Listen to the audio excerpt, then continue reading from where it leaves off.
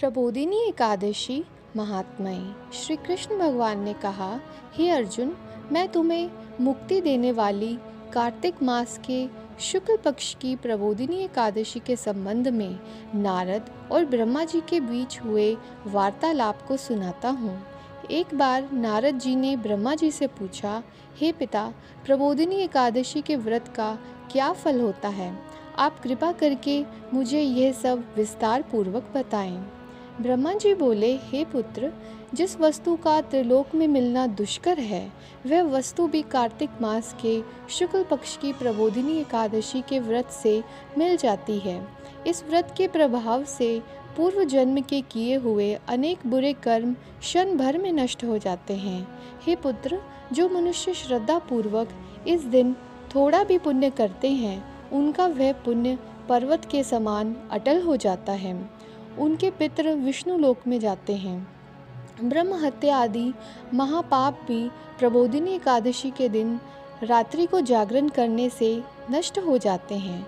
हे नारद, मनुष्य को भगवान की प्रसन्नता के लिए कार्तिक मास की इस एकादशी का व्रत अवश्य करना चाहिए। जो मनुष्य इस एकादशी व्रत को करता है, वह धनवान, योगी, तपस्वी तथा इंद्रियों को जीतने वाला होता है, क्योंकि एकादशी भगवान विष्णु को अत्यंत प्रिय है। इस एकादशी के दिन जो मनुष्य भगवान की प्राप्ति के लिए दान, तप, होम, यज्ञ, भगवान नाम जप भी परम यज्ञ है। यज्ञा नाम जप यज्ञोस्मि, यज्ञों में जप यज्ञ मेरा ही स्वरूप है आदि करते हैं, उन्हें अक्षय पुण्य मिलता है।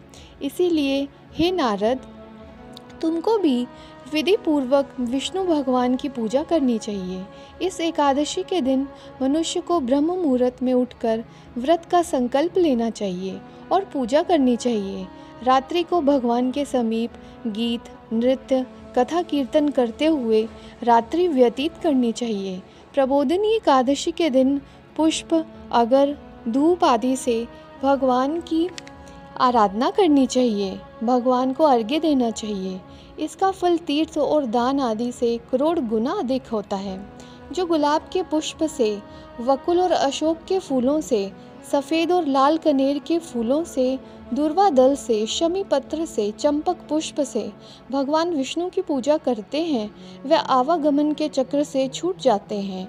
इस प्रकार रात्रि में भगवान की पूजा करके प्रातःकाल स्नान के पश्चात भगवान की प्रार्थना करते हुए गुरु की पूजा करनी चाहिए और सदाचारी व पवित्र ब्राह्मणों को दक्षिणा देकर अपने व्रत को छोड़ना चाहिए। जो मनुष्य चातुर्मास्य व्रत में किसी वस्तु को त्याग देते हैं, उन्हें इस दिन से पुनः ग्रहण करनी चाहिए। जो मनुष्य प्रबोधिनी एकादशी के दिन विधि पूर्वक व्रत करते हैं, उन्हें अनंत सुख मिलता है और अंत में वे स्वर्ग को जाते हैं।